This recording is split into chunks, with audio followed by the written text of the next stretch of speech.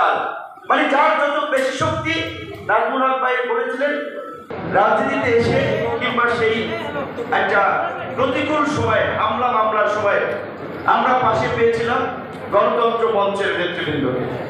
হয়তো সে সময় কোনো সংগঠিতভাবে কিংবা রাজনৈতিক প্ল্যাটফর্মের মধ্যে দিয়ে নয়, সাকিব ভাই ইয়ং তরুণ রাজনীতিবিদ হিসেবে নিয়মিত আমাদের পক্ষে কথা বলেছেন টেলিভিশন টক শোতে। বাবলু ভাইরা মুক্তিযোদ্ধা হিসেবে আমাদের উপরে যখন আক্রমণ হয়েছে, মুক্তিযোদ্ধাদেরকে দিয়ে বিবৃতি দেওয়া রহিম কাহির ভাই কথা বলেছেন, রব ভাই কথা বলেছেন, কায়ুম ভাইরা রাষ্ট্রচিন্তা রাষ্ট্র সংস্কার আন্দোলন করেন নাই, আমাদেরকে বুদ্ধি পরামর্শ আর্থিক মানসিক বিভিন্ন ধরনের সাপোর্ট দিয়েছেন, যার ফলে আমরা সেই কোটা সংস্কার আন্দোলন থেকে 2019-এ ডাকসু নির্বাচনের একটা বিজয়ের পরে রাজনৈতিক অগ্রযাত্রার দিকে আমরা যেতে সাহস করেছিলাম। প্রকৃত অর্থে আমি বলেছিলাম এই অভ্যুত্থানের পরে দেখবেন বিভিন্ন বিশ্ববিদ্যালয়ে অনেকে ভাইস চ্যান্সেলর হয়েছেন, ইউজিসির মেম্বার হয়েছেন, পিএসসির মেম্বার হয়েছেন, অনেকে বিভিন্ন দলের পরিচয়, কেউ বিএনপির, কেউ জামাতের, বিভিন্ন ক্ষেত্রে। কিন্তু আমি গতকালকে সাকিব ভাইয়ের সোশ্যাল প্ল্যাটফর্মের একটি পোস্ট দেখছিলাম। 18 জুলাই ঢাকা বিশ্ববিদ্যালয়ের শিক্ষক নেটওয়ার্কের প্রোগ্রাম ছিল ছাত্রদের উপরে আক্রমণের প্রতিবাদে।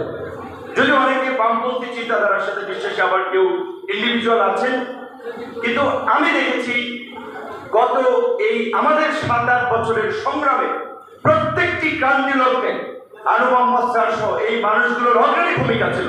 কিন্তু আজকে তাদের খুব বেশি মূল্যায়ন নাই, কারণ এখন জোর যার মুল্লুক তার, মানে যার যত বেশি শক্তি।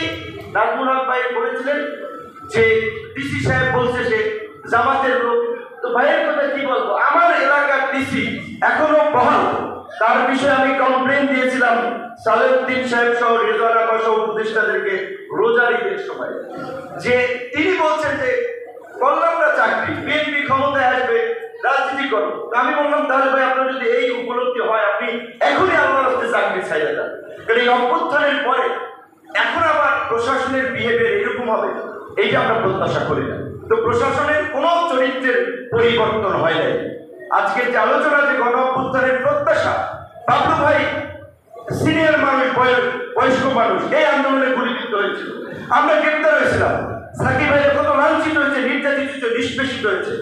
আমরা এই বিদ্যমান ব্যবস্থার পরিবর্তনের কথা বলে লড়াই করে মানুষকে সংগঠিত করে আহ্বান করেছিলাম। কিন্তু দুঃখ লাগে, কষ্ট লাগে, 11 মাসেও ডক্টর ইউনূসের প্রতি আমাদের যে প্রত্যাশা ছিল, এই উপদেষ্টা পরিষদের প্রতি আমাদের যে প্রত্যাশা ছিল, শুধুমাত্র বিএনপি জামাতকে প্রশাসনের বিভিন্ন পদে পুনর্বহাল ছাড়া আর কোনো কার্যকর পরিবর্তন হয় নাই গত 11 মাসে।